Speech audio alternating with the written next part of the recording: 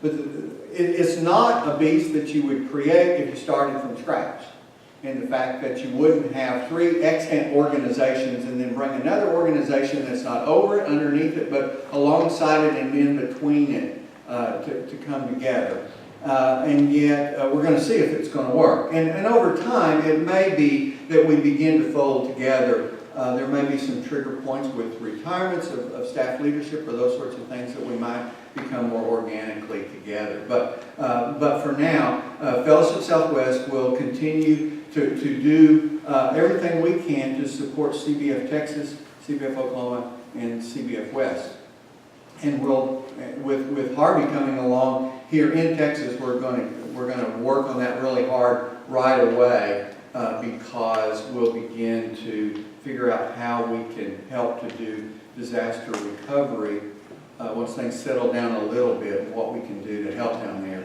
And I know you guys in my church, Valley Ranch, and Coppell have already had people here. I've already begun talking about that. How can we begin to get ready? So we're going to be working on that. The thing that we want to do is we have several priorities.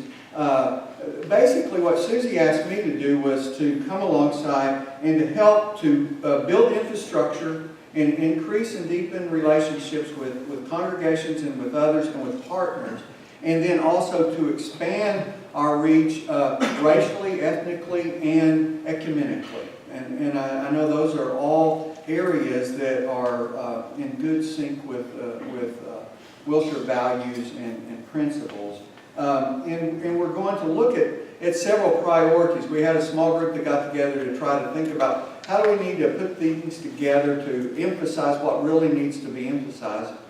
And so we're going to work on strengthening and helping churches and providing resources for congregations to do their life and ministry together more effectively. We're going to work on figuring out what Baptists have been doing for well over 200 years, and that is how do we do missions together, and how do we spread the gospel and touch people in Jesus' name the world over. As I mentioned, we're going to work on racial, ethnic, and ecumenical relationships. And I think this is going to be a really fascinating and fun aspect of our work together. And we're going to equip and empower young leaders, because that's our future. If you've been to a CBF General Assembly in the last very few years, one of the most impressive things is the number of young people that are there, and little kids and strollers. We've already begun some good things, and there's a great work to be done, and we're going to work hard on strengthening that. That will also tie into that catalytic piece of providing scholarships for ministry students and to help them. We're also going to work on trying to help ministers to begin their ministries not so burdened by debt as many are starting now, and to provide mentoring, nurturing, and peer relationships. And then the fifth one is to work on advocacy. And advocacy is really broad. There's, I think, a couple of areas of focus that are pretty clear. Y'all are very familiar, of course, with Christian Life Commission and getting things done in public policy and those sorts of things. And we're going to work alongside there. Matter of fact, Katie's involved with Upward Strategy Group in Jay, and they began working with Pastors for Texas Children months before Fellowship Southwest actually got started to work, particularly in this last session and special session on the school voucher, fighting the school voucher issue and that sort of thing. So we're going to work in that area. But the other side of advocacy is just educating one another. When we come alongside people, when we seek to serve people and meet their needs, we learn about the systemic causes of those needs. And so I think we've got a great opportunity for advocacy within our congregations and within each other, of helping us to be smarter, more equipped to do the kinds of ministries, the kinds of things that we do, and to do them better and to do them more holistically. And to deal not only with the felt need of the moment, but the deeper systemic needs that exist as well. And so we're going to put a lot of emphasis on communication and education and advocacy for these causes.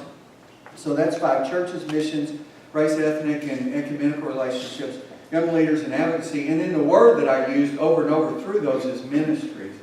and we're going to see where the points of need and the actual application of loving people in Jesus' name come into play in all 5 of those priorities. And that will be almost a 6th priority, but it is infused among all of them.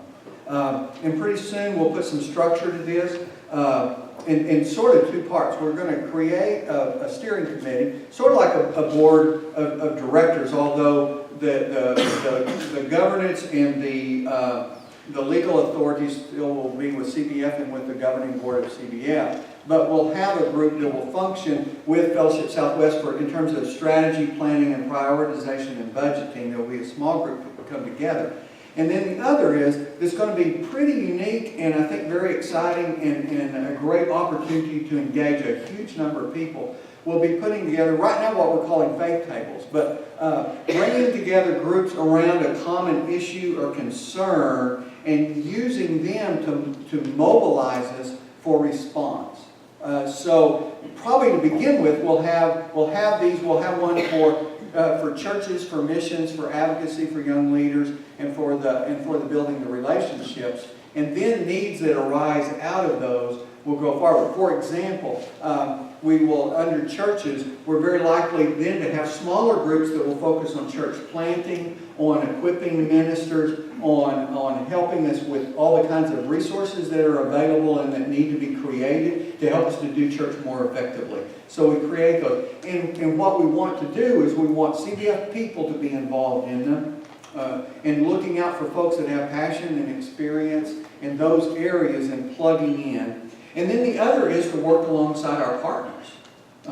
We have many partners, such as many churches work with Habitat for Humanity. You guys have done that. I've been on a wheelchair habitat bill before, with Buckner, with all kinds of groups, Pastors for Texas Children, and pulling them together and asking them to sit at the table with us to help us to strategize and to think about how can we be most effective. So we are going to work on all of that. And I have to say, I told my wife this afternoon, and she was fixing to run some errands, and she knew she wouldn't see me until I get back. She said, "How are you?" And I said, "I don't really know what the heck I'm doing. It's all just sort of brand new. We're trying to put pieces together." But the thing that I've really been overwhelmed by is already how congregations like you all have reached out and said we want to be a part of it. And then also how other partners have said, we have this expertise, or we do this thing, and we want to come alongside more churches to help them to be able to do this thing. Such as Baylor, the Garland School of Social Work at Baylor, they're looking to let their students, their master's level students, do asset mapping, go into communities and help them to find out what are the needs and what are the assets that are available so that they can do a lot locally. And they want to partner with churches like y'all, like Valley Ridge, to be able to do those sorts of things. So I'm excited about the kind of synergy that I think is going to be coming alongside Fellowship Southwest, CBF, and these congregations across the state. A couple of stories I want to tell you. So the other thing, Mark could have, his D was dependable. I could have spelled Speedock and would have said all the first ones and then obsessive compulsive. So I'm trying to get this started, and a couple of folks who are kind of mentoring me in this through CBF have said, don't forget relationships. And that's very good advice. Don't just check off. I'm one of those who's put things on a to-do list just because I'd already done it so I can mark through it. Some of y'all are like that. Some of you aren't. Bless us if we are. But relationships. And so some of those have come to me, and I've had an opportunity to go to some others. Last week on Thursday, I sat at lunch with a pastor in a small town who has been a friend of mine for the whole time I've been back in Texas, 22 years. And he was in seminary. Well, y'all remember when Russell Dilday got fired. He finished seminary about that summer semester right after that. So that's how long he's been. And he said, I came along, and of course I was part of Texas Baptist, and I fought the fundamentals. I didn't want to be any part of that, and I learned all that, and I believed in that. He said, but when I kind of came around and was just starting in the pastorate, CBF was starting. He said, but as a young person, I felt like they were fighting old battles, and they weren't looking forward. And he said, so I never really adhered to CBF. He said, so I've been heart and soul all in for BGCT for all these years. So much so that all the pastors in his county and around him are Southern Baptist Texans. So as far as Baptists in his area, there's nobody like him around. And he said, I feel like now the BGCT has been leading me. And he said, so buddy, it's all on you. So I thanked him for the pressure. But it touched me deeply because I told him, I said, you are lonely, but you're not alone. And there are hundreds of pastors and hundreds of churches like yours. We're going to find each other. And to me, that's the main thing I've got to do, is just to help us find each other. Y'all have a big community, and you know who you are, and you're pretty well networked. But those folks like that buddy of mine, they need what y'all have. They need what Valley Ranch has. The connectivity, the size, that you're not alone. And we're going to come alongside those folks. And I think that's going to be good kingdom work and a lot of fun as well. So that's kind of my spiel. I would be happy to answer any questions. And I also know it's a weeknight and everybody likes to get home, so I won't be offended if you don't.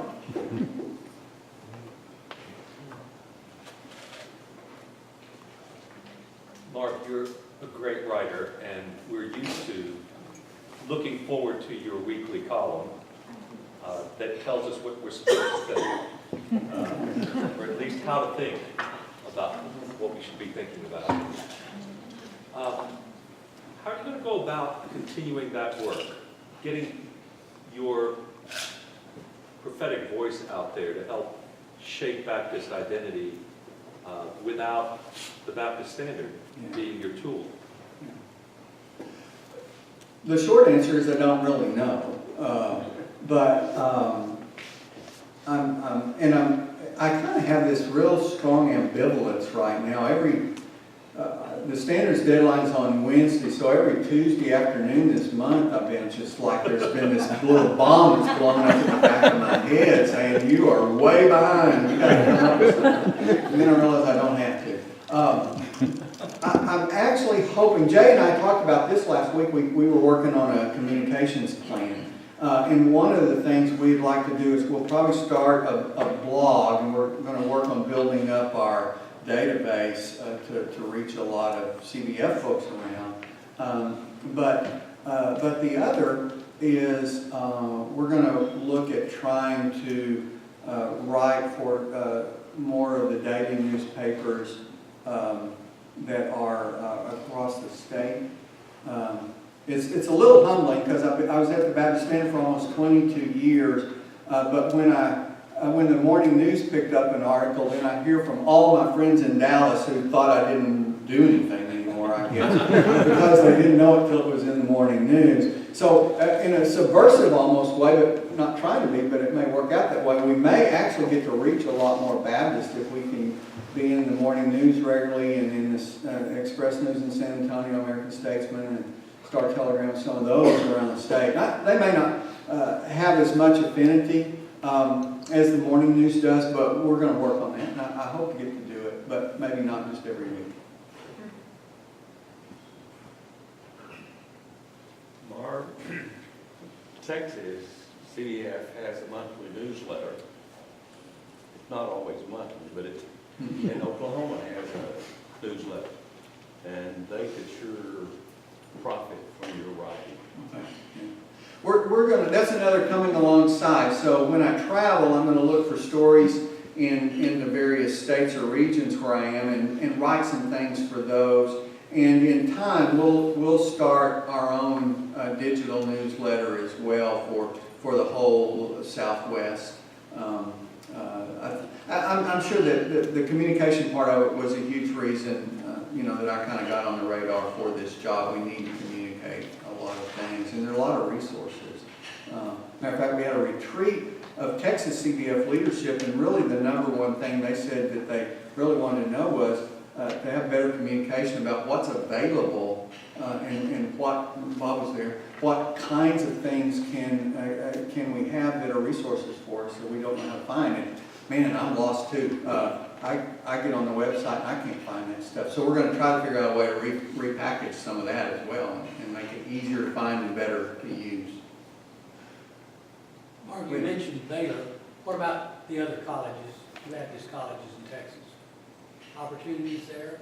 Yeah, some more and some less. So my alma mater, Hardin-Simmons, waiting for a hoop over there. He's asleep. No. Is in Logston is probably it has the most affinity for CBF of any of the schools, and then maybe BUA and then parts of Baylor. Kind of coming in behind there. And then the other schools, there would be pockets. Some in it and some not so much. But for the most part, the religion faculties at most of the schools, including Wayland and Mary Hardin Baylor and Howard Payne, DBU, would have more affinity than maybe some of the other people in their schools. We don't have as many ministerial students. We do in DBU because of the location, but Baylor and Hardin-Simmons would have the most that would be have affiliation with us. But we have CBF days at Logston and Truett, and I'm going to do my best to speak in chapels. I've already begun talking to people like at Howard Payne, some of those, to be on the campus, just to have a presence and see if we can't recruit some young people to know more about us.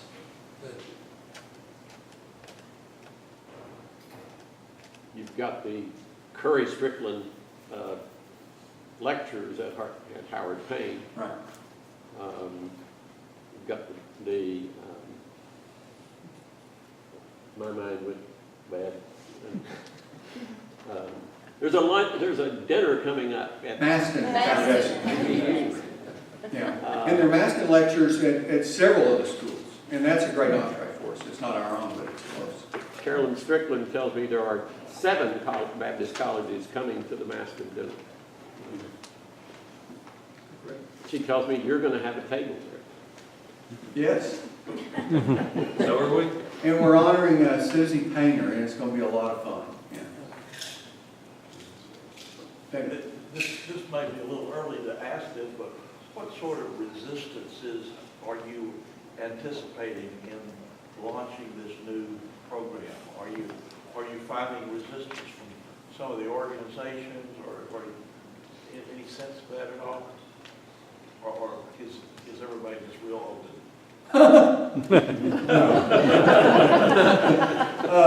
Actually, so the nature of resistance in this regard is mostly passive aggressive. And so it's really hard to pin down when they're nice to your face and then you find out they throw you under the bus. And so I won't name names, but I've told some people who should know better that when I was at the Baptist Standard, when people threw the Baptist Standard under the bus, we were part of BGCT and I just kind of overlooked it. But I'm not going to do that with Fellowship Southwest and CBF. And the nice thing about being old and having been around a long time is you know people everywhere.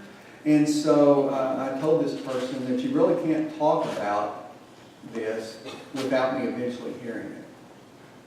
And so I don't want to fight with BGCT, but I also don't want them lying. They didn't like it when SBTC lied about them, and we don't like it if they lie about us. And so we'll call them out if we have to. But it's not been overt. And frankly, y'all know this, there are some folks that are sitting on this fence. Like my friend I had lunch with, he was sitting on the fence and he was sticking his arms out. He was saying, pull me over on your side. I want to land there. And there are some others that are trying hard to balance because they're afraid of what their friends will think and that sort of thing. And then there's some that are trying to lean as hard as they can to fall off the other way and just daring us to do anything to provoke them. And I'm gonna try to show all of them the reasons why working together is good. If they're really true Baptists, they'll understand that. But also, I worry about a lot of stuff, but I'm not gonna worry about those people either, because they're gonna do what they're gonna do. We'll give them every great reason that we can think of to say, partner with these people. And that, I mean, we'll get back to, now I'm on the soapbox, but back to the Big Tent thing. You know, this is where I was so disappointed in BGCT last year. I mean, y'all knew, we knew, everybody, that the majority of Texas Baptists weren't going to vote what Wilshire voted to do as far as the church. But I thought the majority of Texas Baptists believed in the autonomy of the local church, Charles, that we fought a battle for and have scars to prove it back in the day. And that Texas was really the one that was symbolic of believing in local church autonomy. And so we're going to work on local church autonomy. And I think people know they don't have to agree to work well together. And we paint a big picture of what is hurting around us and the needs that are around us and how we can be better at meeting them if we work together. And I think we can get a good lot of people to do that. I'm praying so. And I hope you all pray that way too. Don't worry about what people think about you because they seldom ever do. Okay.